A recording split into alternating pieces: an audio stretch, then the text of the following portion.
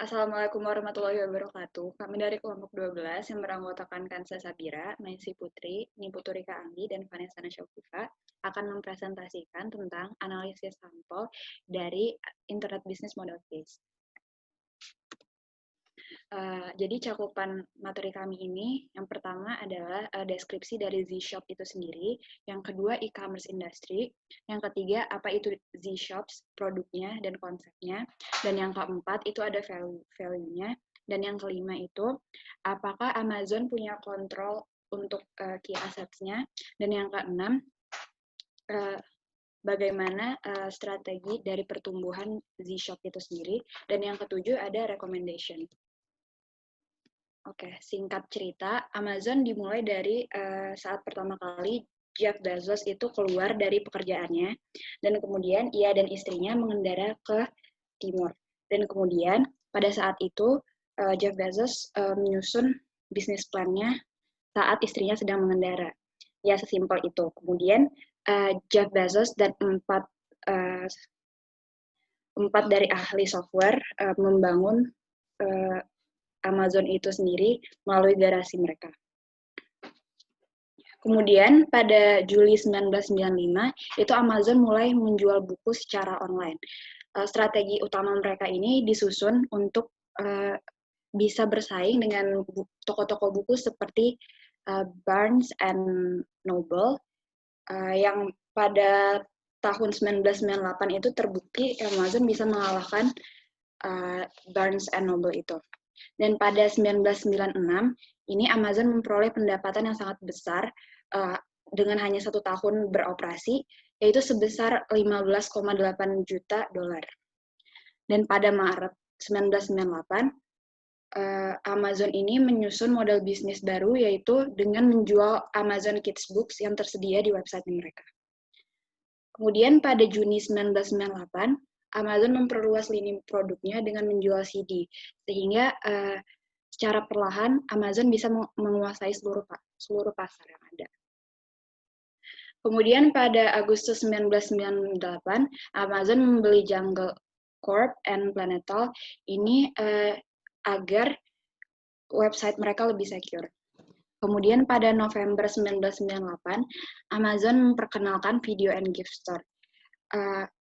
Strategi Amazon pada saat ini yaitu dengan memberikan jaminan kepada pelanggan-pelanggan mereka bahwa jika produk mereka sampai dengan cacat atau kurang memuaskan, maka Amazon akan memberikan feedback berupa uang kembali. Kemudian pada Maret 1999, Amazon mengeluarkan situs lelang agar dapat bersaing dengan eBay. Untuk dapat bersaing dengan eBay, mereka itu mengeluarkan strategi berupa memberikan sebesar $250 untuk konsumen mereka yang tidak puas dengan apa yang mereka dapatkan. Dan pada Juli 1999 ini, Amazon membuka toko mainan dan elektronik. Yang terbukti strategi mereka ini berkembang pesat dengan pendapatan 33,1 juta dolar pada saat itu, dan hingga saat ini masih mendapatkan pendapatan sebesar 20,9 juta dolar. Nah, apa sih Z-Shop itu? Nah, konsep Z-Shops ini berupa bazar online yang mendirikan toko di bawah nama Amazon. Gimana sih cara toko-toko online itu bisa berkontribusi dalam Z-Shops ini? Pertama, setiap toko online harus membayar sebesar $9,99 tiap bulannya, yang dinilai itu cukup murah untuk berjualan di e-commerce seperti ini. Dan juga komisi sebesar 1-5% sebagai imbalan akses ke 12 juta pelanggan Amazon. Kemudian, apabila Z-Shops ini sendiri meminta Amazon untuk memproses tagihannya, maka toko harus membayar tambahan sebesar 4,75% dari total penjualan. Nah, dari sini Amazon memperoleh manfaat berupa dapat memperoleh kebiasaan dari konsumennya, informasi-informasi yang dapat digunakan untuk marketing mereka. Dan kemudian juga Amazon mendapatkan manfaat besar dari arus kas yang stabil tanpa biaya terkait gudang produk mereka. Kemudian selanjutnya akan dijelaskan oleh rekan saya.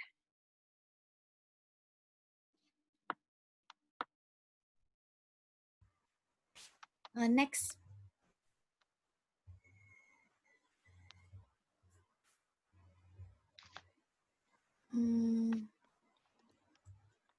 Nah, yang kedua itu ada yang namanya e-commerce industry. Menurut Forrester Research, penjualan konsumen melalui internet, yaitu melalui e-commerce, itu akan meningkat menjadi 184 miliar dolar di tahun 2004 dari 3,9 miliar dolar di tahun 1998. Dan sebagian besar pedagang besar akan berusaha untuk mengembangkan strategi bisnis yang akan memastikan posisi dominan di pasar yang berkembang ini.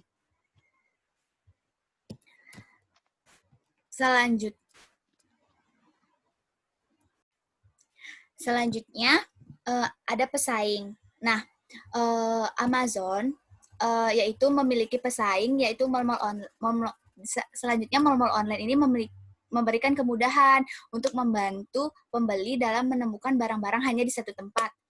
Nah, portal tersebut termasuk Yahoo, Amerika Online, Excite at Home, MSN, and Lycos. Nah, para pesaingnya ini bersaing di pasar dengan basis pelanggan yang besar dan layanan yang berbeda, seperti dompet online dan kereta belanja yang dapat memungkinkan pembeli dalam memilih beberapa barang di satu toko, seperti itu. Nah, kinerja mall online ini sangat beragam dan memiliki kerumitan masing-masing di setiap mall online ini. Selanjutnya tidak hanya pesaing yang diterima oleh Amazon. Nah, Amazon juga memiliki ancaman, yaitu pada kenyataannya Amazon ini memiliki masalah dalam setiap kategori baru.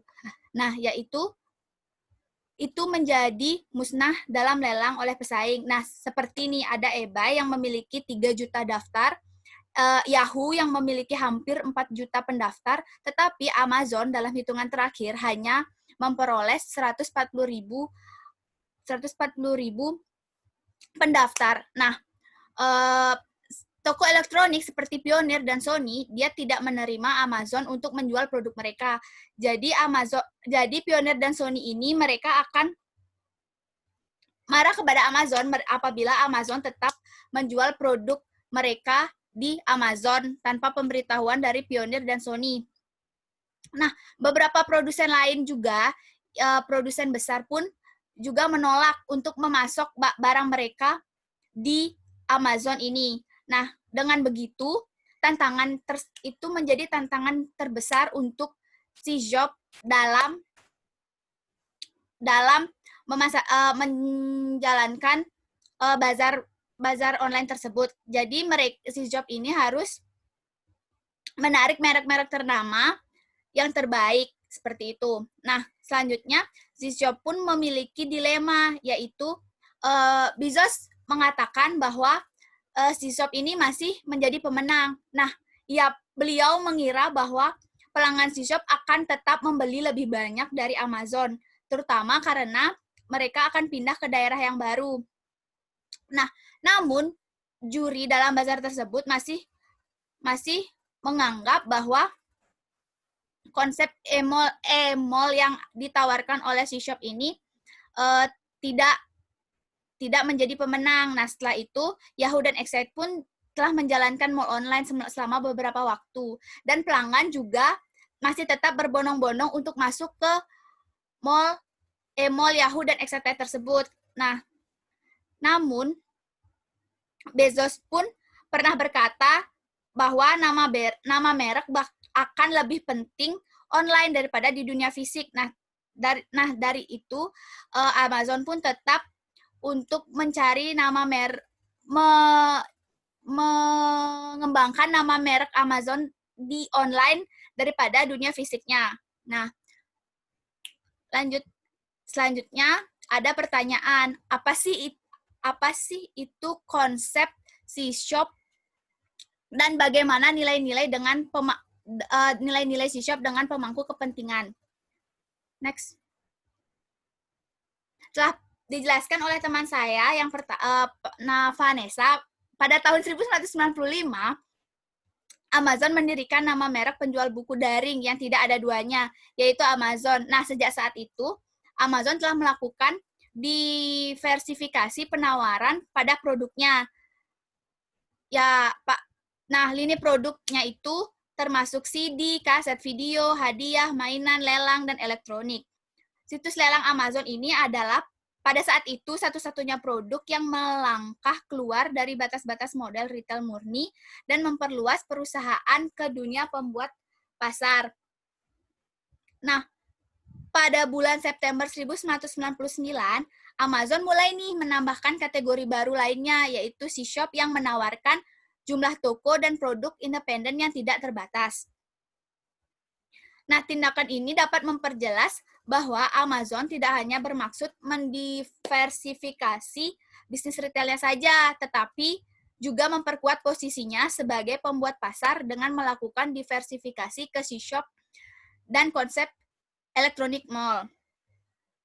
Nah, Amazon ini tidak seperti retail biasa. Amazon menjual dan mengontrol layanannya kepada pelanggan. Amazon juga bertindak sebagai perantara dari pelanggan menuju C-Shop dan menawarkan ruang toko cyber di mana C-Shop dapat menjual produk mereka kepada pelanggan. Selanjutnya, next. Ini merupakan purchasing prosedurnya, yaitu Amazon dari customer yang di nomor 1 akan melakukan place order ke Amazon di Amazon website. Nah, selanjutnya Amazon akan melakukan proses order dan memberi tahukan kepada C-Shop bahwa customer telah membeli barang di C-Shop. Selanjutnya C-Shop itu akan mendeliver produk tersebut kepada customer. Next. Nah, C-Shop sendiri memiliki atribut yang sama dengan situs lelang Amazon karena di situs tersebut Amazon juga bertindak sebagai perantara.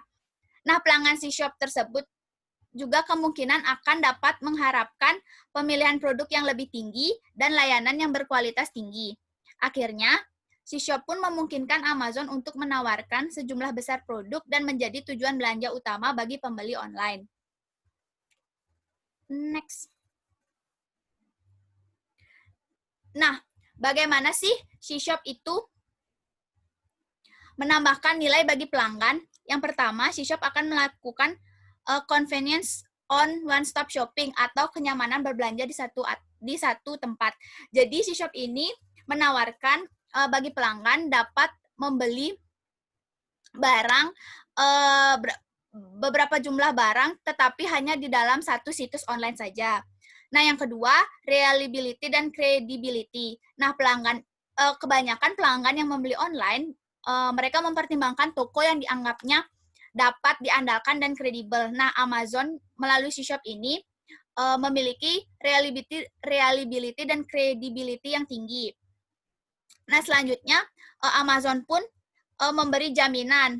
Jaminan yang diberikan Amazon yaitu berupa perlindungan kepada pelanggannya dengan memberikan jaminan sebesar $250 untuk pembelian reguler dan jaminan sebesar $1.000 untuk pembelian yang dilakukan melalui kemampuan pemesanannya. Nah, selanjutnya akan dilanjutkan oleh teman saya.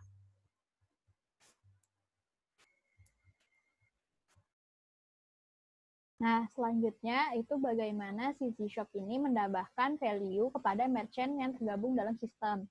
Nah, pertama itu brand recognition atau pengenalan pada merek. Nah, dengan beroperasi di bawah nama Amazon, si C-Shop ini mendapatkan manfaat dari pengakuan merek yang mampu dibangun oleh Amazon, sehingga menarik pelanggan yang menghargai kredibilitas dari Amazon itu sendiri. Nah, toko-toko yang berada di Z-Shop ini tidak akan mampu membangun nama merek sebesar Amazon dan tingkat pengakuan yang pelanggan yang kuat dalam periode waktu yang singkat. Oleh karena itu, ini merupakan salah satu keunggulan untuk mengikuti Z-Shop di bawah naungan Amazon. Nah, selanjutnya itu adalah access to a large customer base atau akses ke basis pelanggan yang besar. Dengan berafiliasi sama Amazon, Gshop ini mendapatkan jaringan distribusi besar yang memberi mereka akses ke sejumlah pelanggan yang mengunjungi Amazon. Nah, biaya Gshop individu ini kalau misalkan dibuat toko individu berupa e-commerce itu terlalu banyak dan biaya iklan pemasarannya pun bakalan makin bengkak. Nah, oleh karena itu dengan mengikuti Gshop yang diadakan oleh Amazon ini, merchant-merchant atau toko-toko itu akan mendapatkan keuntungan, mendapatkan basis pelanggan yang besar dengan mengeluarkan biaya yang sedikit. Selanjutnya ada e-commerce package from Amazon. Nah, pasti bakalan mahal bagi toko-toko kecil untuk membuka toko online atau e-commerce secara independen yang memiliki kemampuan setara dengan Amazon saat ini. Nah, dengan bergabung dengan Gshop ini, mereka dapat menghindari pengeluaran teknologi informasi yang sangat mahal dan dapat menikmati infrastruktur teknologi yang dimiliki oleh Amazon. Nah, selanjutnya ada generate and credibility. Di sini, setiap toko mendapatkan kredibilitas karena berada di bawah merek Amazon itu sendiri. Nah, selain itu, Amazon juga ngasih jaminan ke pelanggan-pelanggan sampai dengan $1.000 untuk setiap pembelian karena untuk menunjang kualitas pada situs Gshop itu sendiri. Terus yang kelima itu ada access to Amazon's client database. Nah, di sini Gshop berpotensi membagikan informasi tentang pelanggan jika analisis oleh Amazon. Dengan demikian, mereka, toko-toko itu dapat memiliki pemahaman yang lebih baik tentang kebutuhan pelanggan mereka dan dapat menjalankan bisnis yang lebih fokus. Next. Nah, selanjutnya, bagaimana si Gshop dapat menambahkan value kepada Amazon? Pertama, tadi seperti yang sudah dijelaskan oleh Vanessa di awal, Gshop ini menjadi sumber untuk meningkatkan profitabilitas melalui model subscription atau model langganan. Nah, itu tadi toko-toko online shop ini akan ditarikin senilai $9 berapa dolar. Nah, situ Amazon dapat menambah pendapatannya. Seperti pada tahun 1999, Amazon mengamati dia hanya bertumbuh 4% dalam penjualan di pasar US.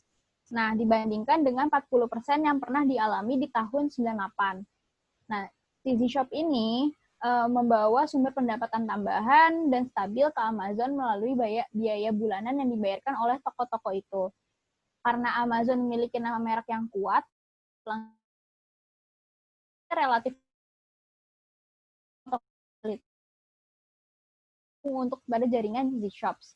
Dengan demikian, dapat dianalisis bahwa Amazon merubah modelnya jadi sebagai pedagang pada saat melakukan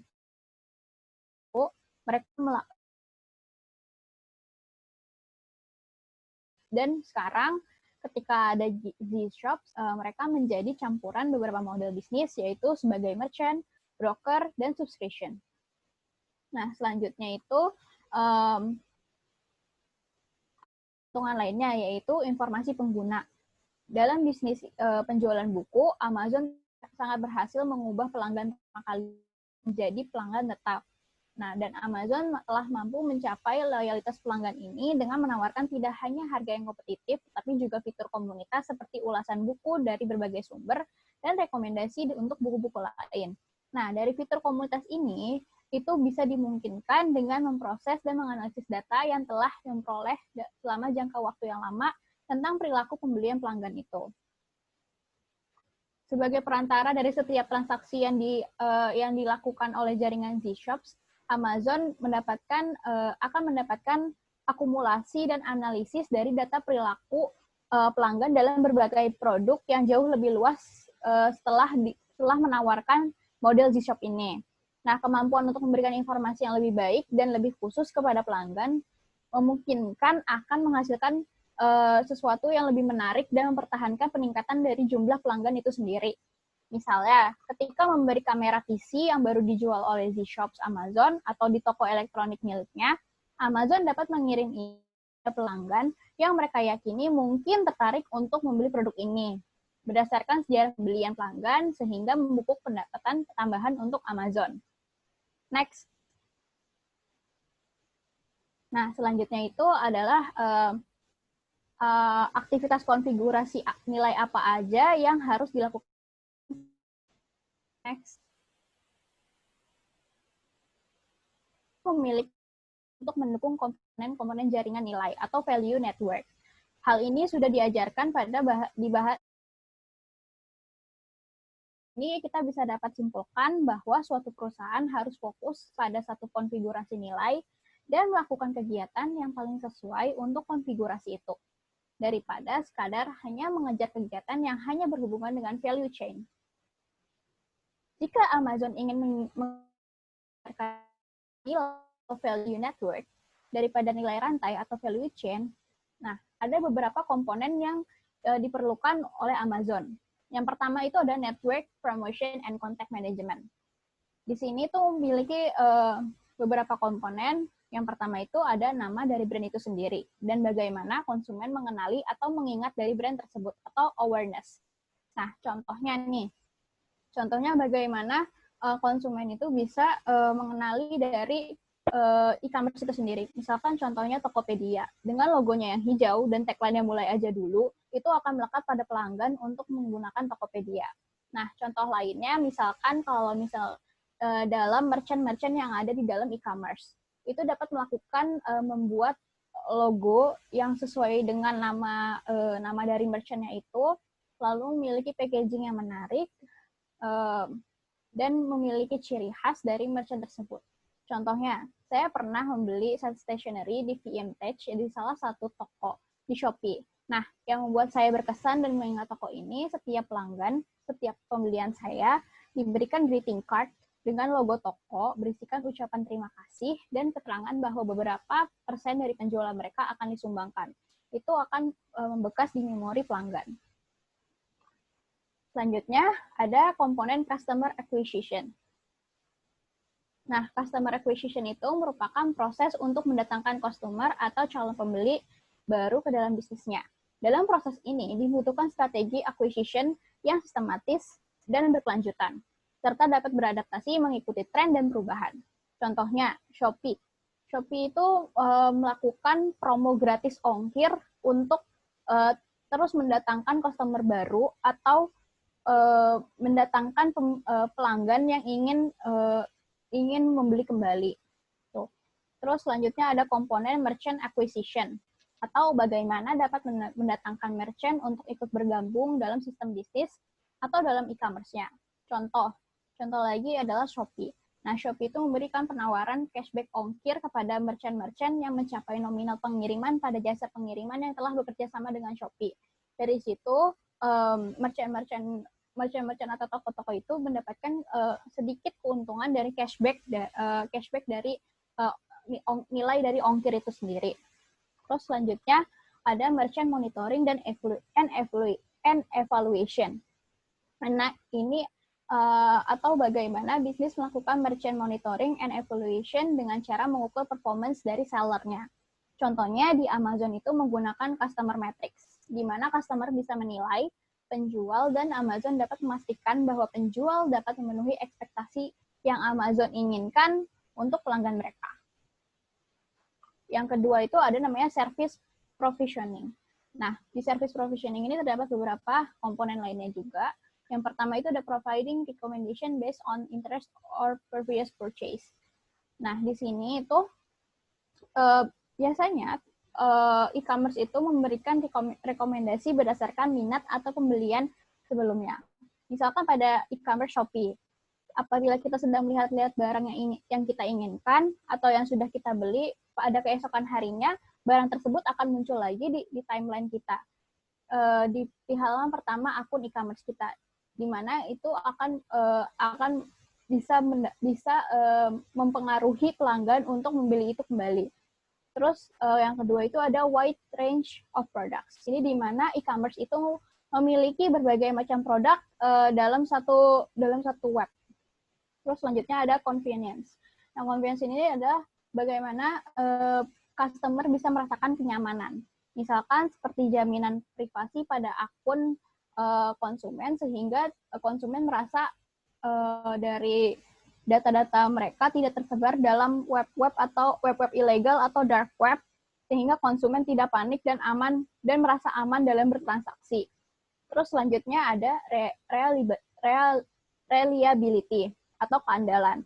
Di sini contohnya adalah bagaimana e-commerce dapat memastikan bahwa produk yang sudah konsumen pesan selanjutnya akan sampai pada tangan konsumen tepat waktu dan dalam keadaan yang baik. Selanjutnya ada guarantee atau jaminan.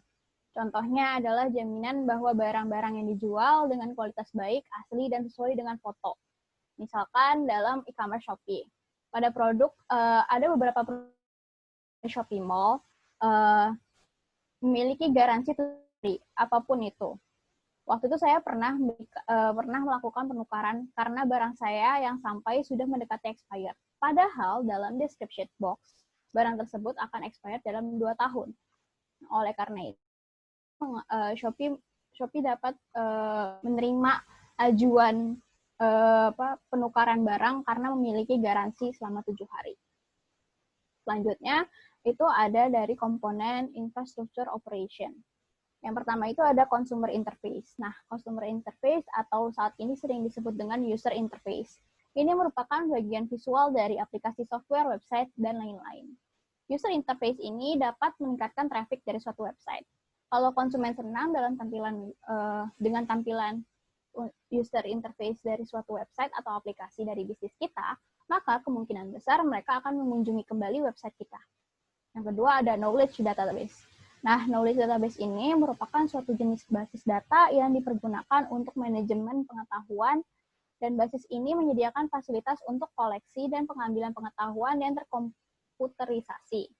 Database ini biasanya dapat digunakan e-commerce untuk menyusun profil dari pelanggan. Misalkan, apa hobinya, terus apa warna kesukaannya. Hal ini dapat dilihat dari peralatan-peralatan yang sering dicari atau dibeli, atau warna baju, pakaian, atau barang-barang yang biasa dia cari atau beli. Selanjutnya ada technological infrastructure. Di sini adalah kegiatan dan fasilitas pendukung yang diperlukan termasuk jaringan, perangkat keras, perangkat lunak, pengembangan, dan pemeliharaan. Contohnya adalah apps development yang terus diupdate pada software yang terbaru untuk menghilangkan bugs. Dan yang terakhir adalah logistic expertise. Nah, di sini itu adalah dalam hal pengiriman, biasanya e-commerce itu bekerja sama dengan third party yang memang sudah kredibel dalam bidangnya. Contohnya kalau di Indonesia itu seperti ada JNE, JNT, Secepat, dan lain-lain. Kalau di Amerika itu ada DHL, FedEx, dan lain-lain. Namun juga ada beberapa e-commerce yang ikut turun tangan dalam pengiriman. Hal ini dikarenakan mereka ingin jaminan barang yang diperjualkan sampai dengan ekspektasi yang diharapkan oleh konsumen dan e-commerce tersebut.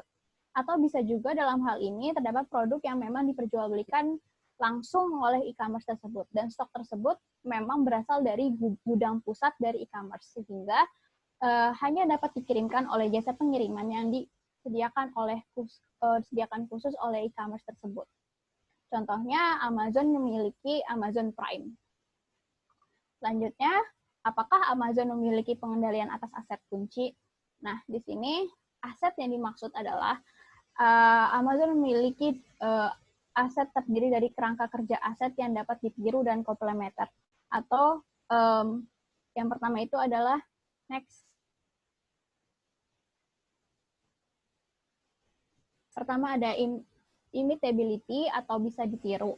Kemampuan untuk ditiru itu contohnya biasanya e-commerce atau di sini khususnya Amazon.com memiliki kontrol ketat atas kekayaan intelektual yang terkait dengan aspek terpenting dari pengembangan produknya.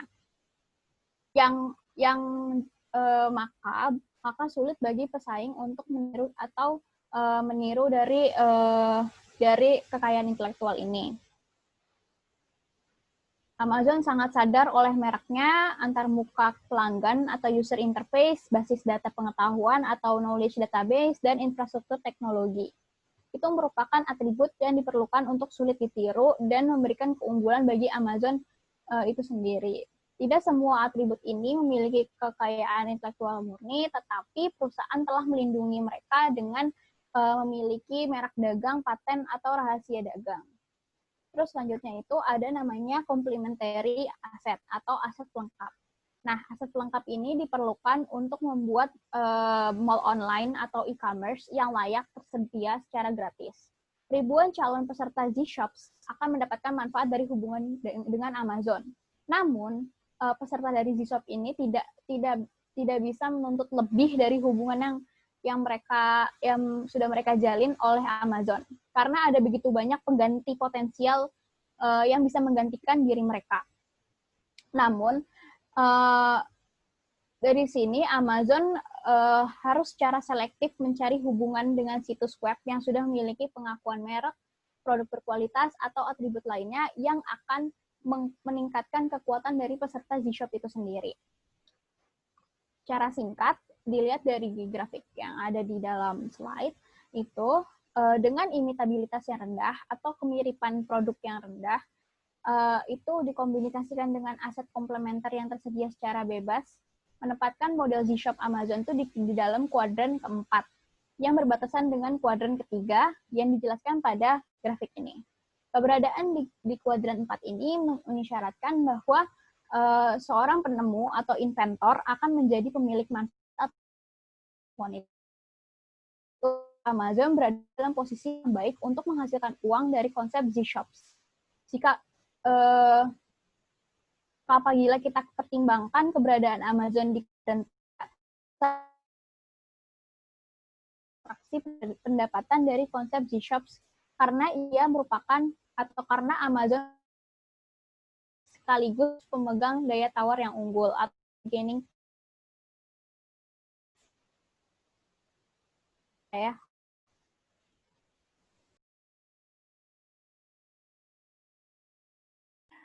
Selanjutnya yaitu apakah Z-Shop itu merupakan suatu strategi pertumbuhan yang aman bagi Amazon? Nah, pernyataan ini benar adanya bahwa yang kita tahu adalah Z-Shop itu merupakan suatu strategi pertumbuhan yang layak untuk Amazon karena Amazon itu dia sudah berusaha untuk tumbuh melalui diversifikasi lini produknya dalam batas-batas retailer model.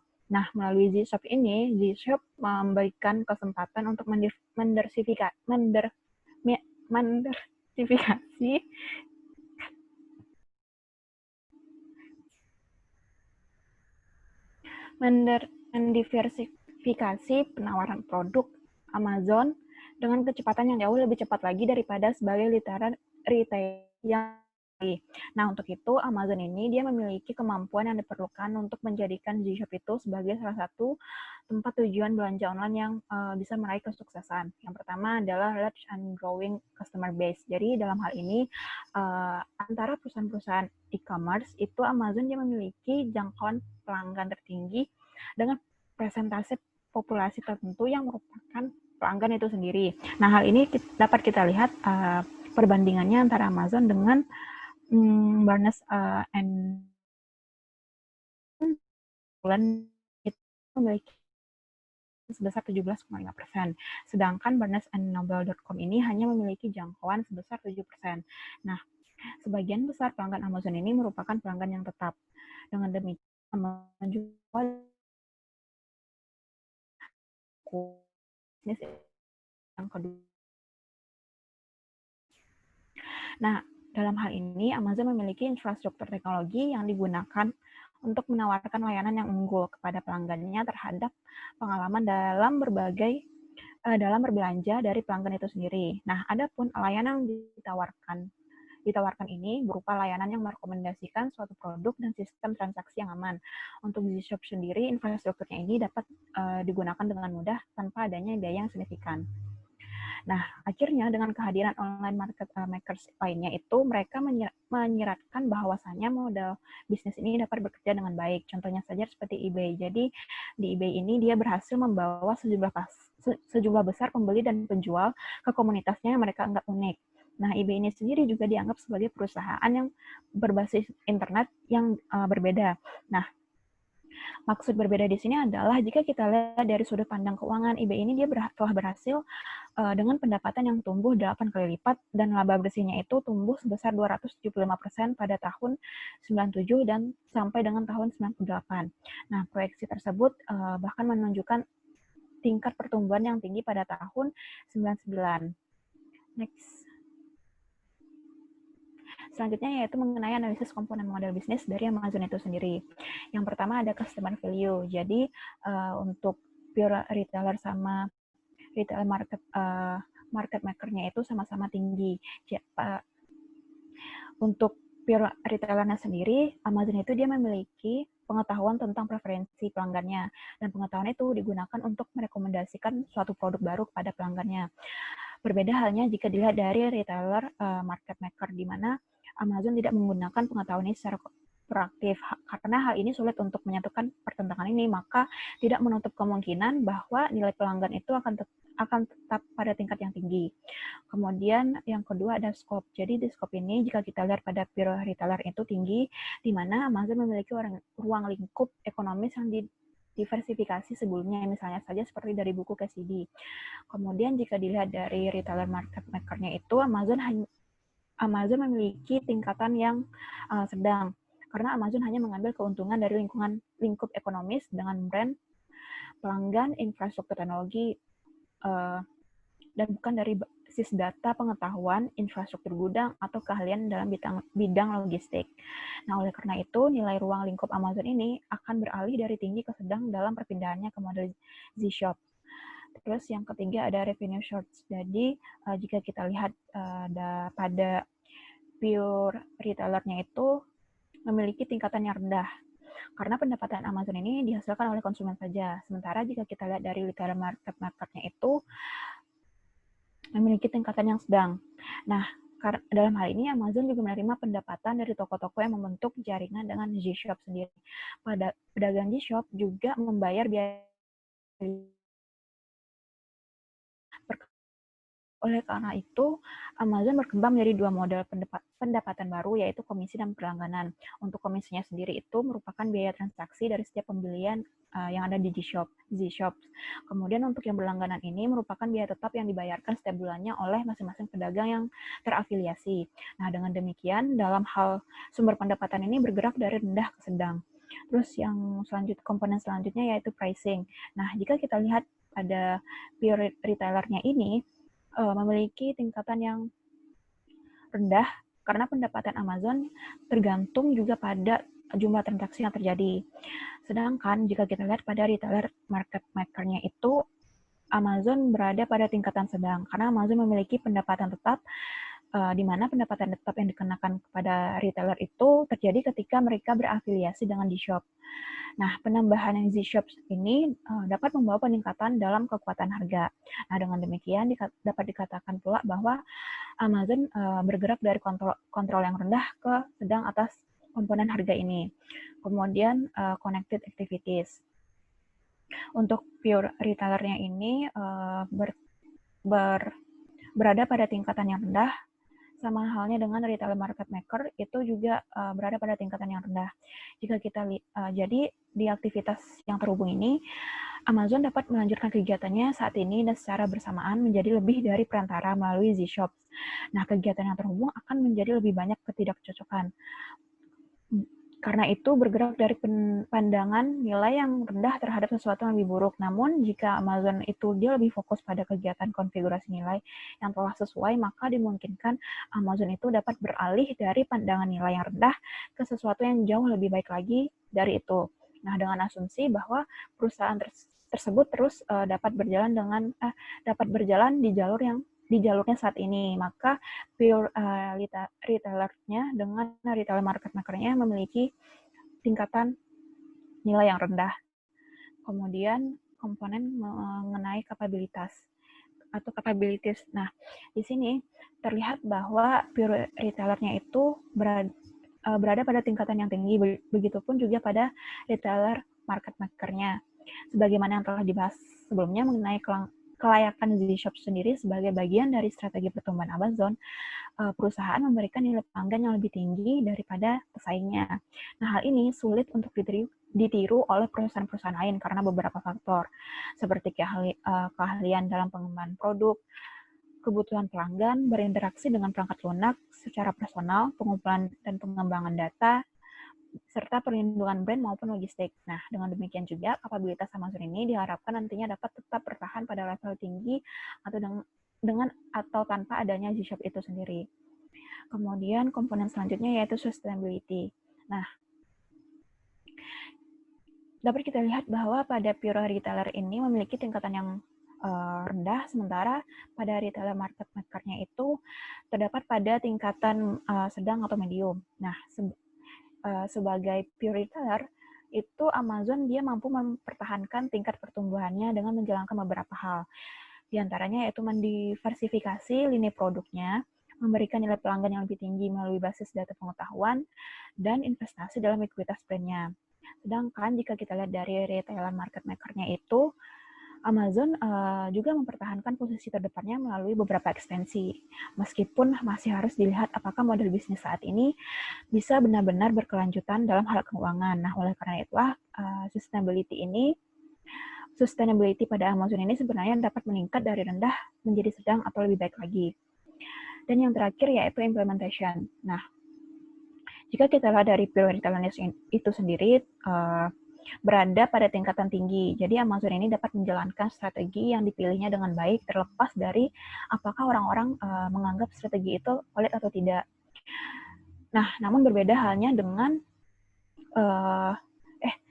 kemudian untuk kemampuan Amazon itu dalam menjalankan dan mengimplementasikan strateginya itu tidak dapat dipengaruhi oleh perpindahan ke model market maker-nya. Makanya retailer market maker itu juga berada pada tingkatan yang tinggi, dan prospek untuk implementasi Amazon sama-sama berada pada tingkatan yang tinggi baik pada model retailernya maupun retailer market maker-nya.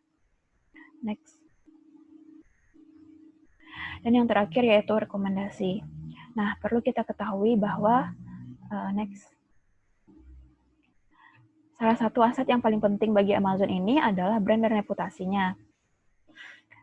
Karena yang kita tahu, Amazon juga sudah mampu membangun suatu brand yang kuat, yang identik dengan produk-produk berkualitas dan layanan yang dapat diandalkan. Meskipun begitu, keberhasilan telah dicapai oleh Amazon, ternyata masih terdapat adanya keraguan dari sebagian besar pembeli dalam berbelanja secara online karena kekhawatiran mereka terhadap keamanan, privasi, maupun keandalannya. Nah, Amazon mengikat reputasinya sendiri dengan para partisipan Z-Shops yang dimana bertindak sebagai perantara. Misalnya saja jika seorang pelanggan itu memiliki pengalaman yang buruk dalam memanfaatkan layanan dari salah satu Z-Shops ini, maka kemungkinan besarnya akan berdampak buruk juga pada Z-Shops lainnya dan Amazon itu sendiri. Nah, sering dikatakan juga bahwa 7 kali lebih sulit untuk mengembalikan pelanggan yang hilang daripada mendapatkan pelanggan yang baru. Kemudian, Amazon sendiri memiliki beberapa pengalaman dalam menghadapi situasi di mana brand-brand yang kuat seperti Sony misalnya, yang mengancam untuk menahan produk dari distribusi jika mereka berpartisipasi dengan Z-Shop Amazon. Nah, hal tersebutlah yang mempengaruhi persepsi konsumen terhadap kualitas Z-Shop sebagai tujuan utama konsumen itu. Nah, brand-brand lain juga menyatakan bahwa hubungan mereka dengan Z-Shops itu bersifat eksperimental, yang artinya di mana mereka tidak memiliki kesinambungan yang diperlukan untuk menjadikan Z-Shop itu sebagai mall alternatif yang layak. Next. Nah, dengan demikian, untuk mengurangi masalah ini, maka Amazon dapat membuat beberapa langkah proaktif atau rekomendasi. Yang pertama yaitu mengembangkan jaringan Z-Shops dengan skala yang besar dan berkualitas tinggi. Nah, hal ini dapat dilakukan salah satunya dengan membangun hubungan yang baik dengan produsen produk yang bermerek. Kemudian, yang kedua yaitu melindungi brand dan reputasinya. Salah satu contohnya misalnya menghapus pedagang Z-Shop itu sendiri yang lalai akan jaringan. Nah, di sini dapat kita simpulkan bahwa Amazon itu dia perlu melewati keadaan antara membangun jaringan dan melindungi kualitas pengalaman konsumen. Nah, dilihat dari jaringan berskala besar, ternyata jaringan berskala besar ini dia menjadi faktor yang paling penting. Amazon juga memberikan perlindungan terhadap pengalaman konsumen itu sendiri. Sekian presentasi dari kelompok 12, kurang lebihnya mohon maaf. Assalamualaikum warahmatullahi wabarakatuh.